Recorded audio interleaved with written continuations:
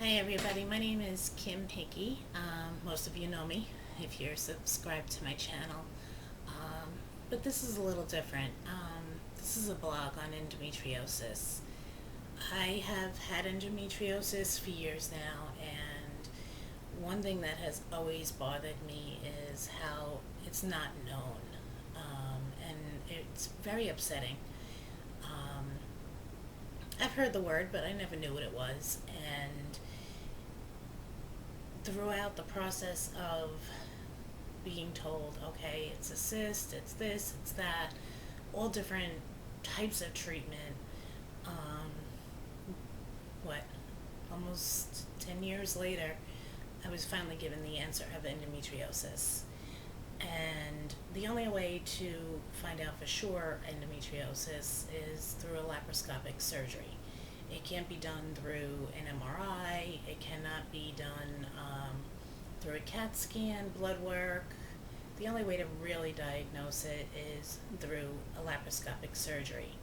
Um, so when I did have that done, I was found to have endometriosis, um, along with a large fibroid tumor, which thank goodness was benign. But that surgery actually also ended me up with very bad infection because I was not made aware of where all my incisions were. I thought I had all the questions written down in the book that I wanted to my husband to ask, um, but that was one question I didn't ask. I didn't have in the book, and the doctor did not tell my husband. And I did end up with a very bad infection that my doctor would not basically do anything for. There were days I thought I was gonna die. I'd call and say I had a fever. The pain was so bad I couldn't take it, and I mean, I can't even express. You know, I had to go to my primary doctor to get this infection, checked and tested because my gyno that did the surgery wouldn't do it for me. And when she did the test, it came back with a very bad infection that, undiagnosed, down the line, it could have killed me. And then when I told my doctor a couple of weeks later that I thought the endometriosis was back, he told me I had a cold. And at that point, I knew it was time to find a new doctor. So I can't express enough how important it is to make sure that you have the right doctor. I did find another doctor after months of research, and going to an infectious disease specialist is actually where I ended up from that first surgery. And during visiting her, she educated me on endometriosis and gave me more information about it. I started Lupron because my only options at that point were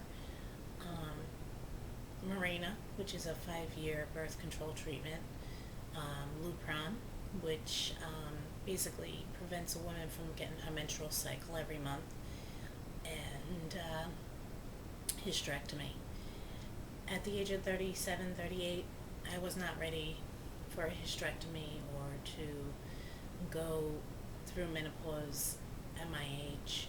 And so I went with the Lupron and the Mirena. And it helped for a little while, maybe 2 months. I started losing my hair. I was very sick from the Lupron. And throughout this whole treatment, yes, I was working 12-hour days. With endometriosis, it's a constant fight, so you have to beat it. You cannot let it beat you, as hard as it is. I would spend almost every night, once I got home from work, just laying in a ball crying. And when the Lupron didn't work, I knew my only option. And, well, my only option as per my doctor, I was told that a hysterectomy would be a cure. And to all you women out there, a hysterectomy is not a cure. With me, the endometriosis was connected to my colon, and after the hysterectomy, I felt amazing for maybe 2 months. Um, it was weird to be with no pain. It was almost like a part of me was missing. But I felt amazing, and I had so much energy, and I could move. And so, being able to move in a way that I hadn't been able to move in years was one of the most amazing feelings. I picked up my hula hoop again.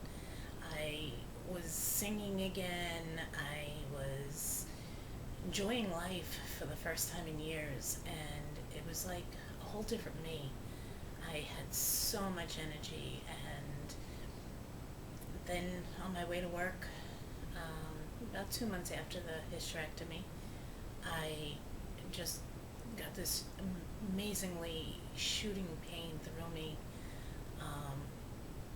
that basically took my breath away, and it hurt like I knew what it was, and I was still gonna try to work that day. I had a 9-hour day that day, and I was still gonna try to do it. I went into work, walked in, set up everything.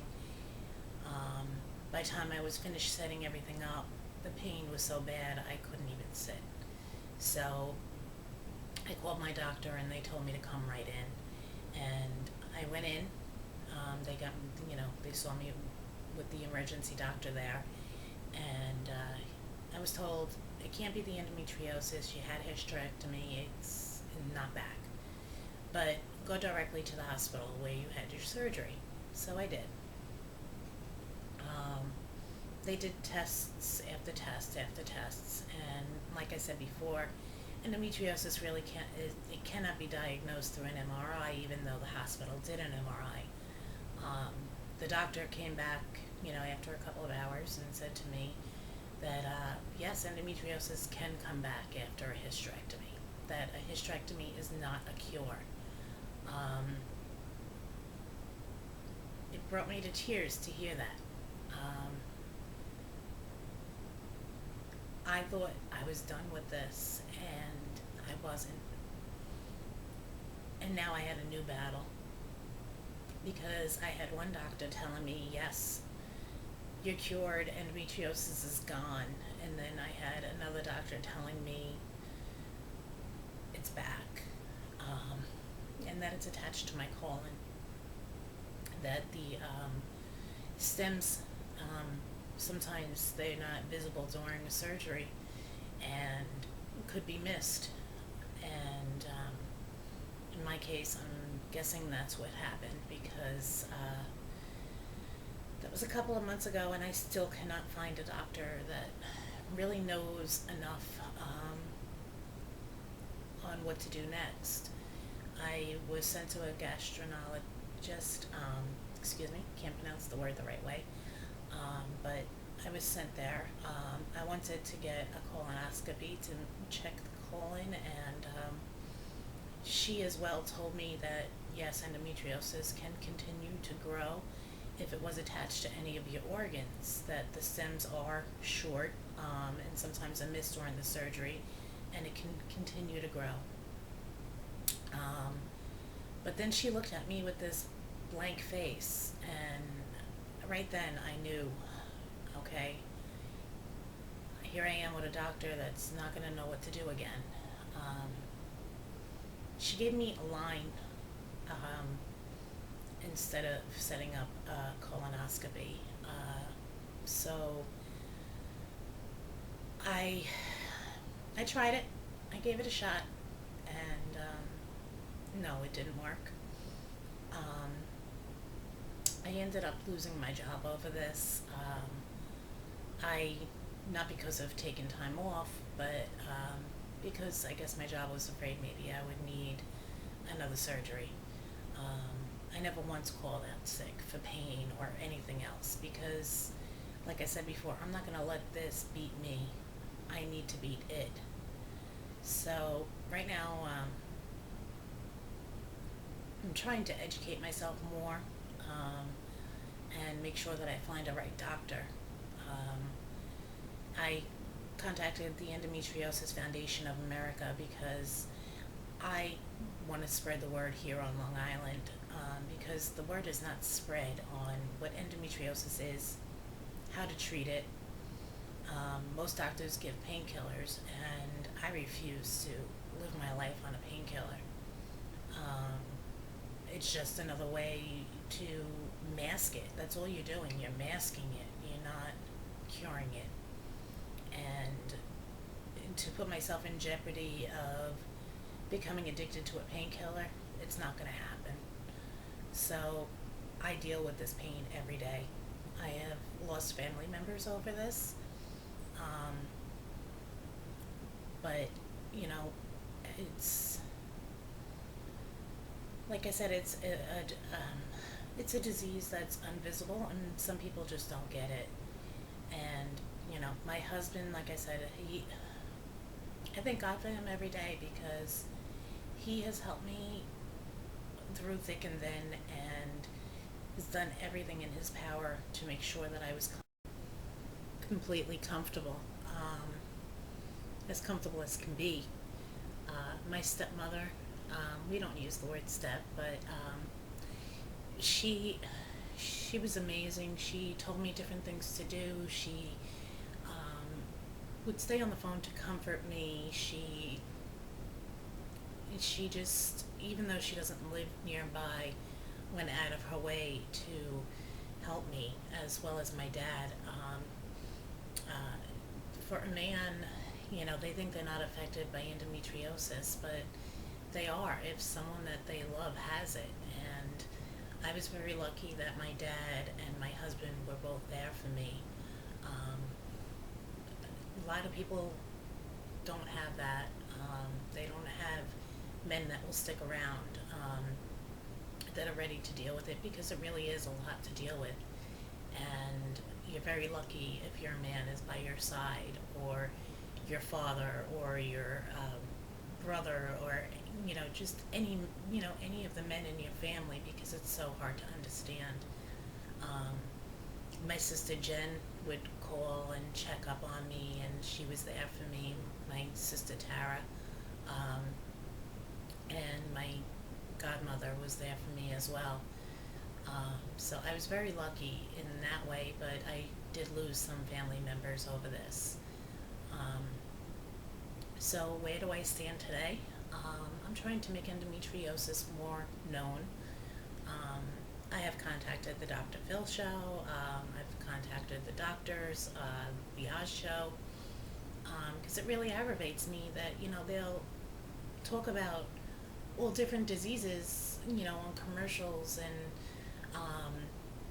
TV shows, but they really don't get into endometriosis, and it's something very scary to have and to deal with, and especially if you're not educated on it. And when you get to the point where your doctors don't know either, it's scary. It's very scary. So I did contact the Endometriosis Foundation of America, and they were very helpful to me. They sent me brochures, and they sent me posters, um, which yesterday I received. And by the time I had gotten to 4 doctors, which took me about an hour and a half, I was out of posters and I was out of brochures. And I had to sit there and educate these doctors on endometriosis. And it kind of blew me away that, they didn't know. they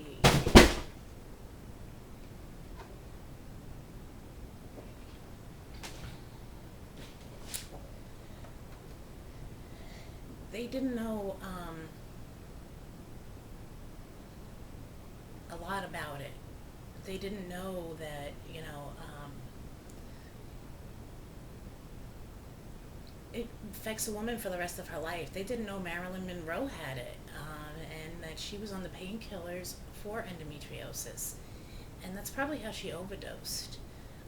She was on the painkillers forever, and her body probably became immune to them.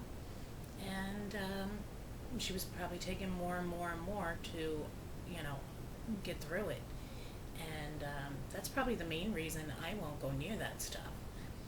Um, but my point being is, in 4 stops, I was totally out of materials. And I contacted the Endometriosis Foundation while I was driving. I pulled over into a gas station and called them and asked them, please send me more information. I'm out. There is not one poster in any doctor's office out here on Long Island. There is no brochures in any doctor's office out here on Long Island. And I didn't just go to gynecologists. I went to regular doctors. I went to physical therapy doctors, because a treatment is pelvic therapy, to help the pain. It's not a cure. But, if I could just help spread the word, maybe, just maybe, something will be done to help make this more well known, to make it more public, to make doctors more educated so they can actually help their patients, and their patients basically don't have to live in fear on top of the pain. So I wanted to start this blog, and I'm going to keep up with it. And to anybody out there that has endometriosis, I'm with you. I feel your pain. I know your fear. I'm not a doctor. I'm just someone that has endometriosis and wants to spread the word and help raise awareness. So for now, that's it. And I'll be in touch. Stay strong.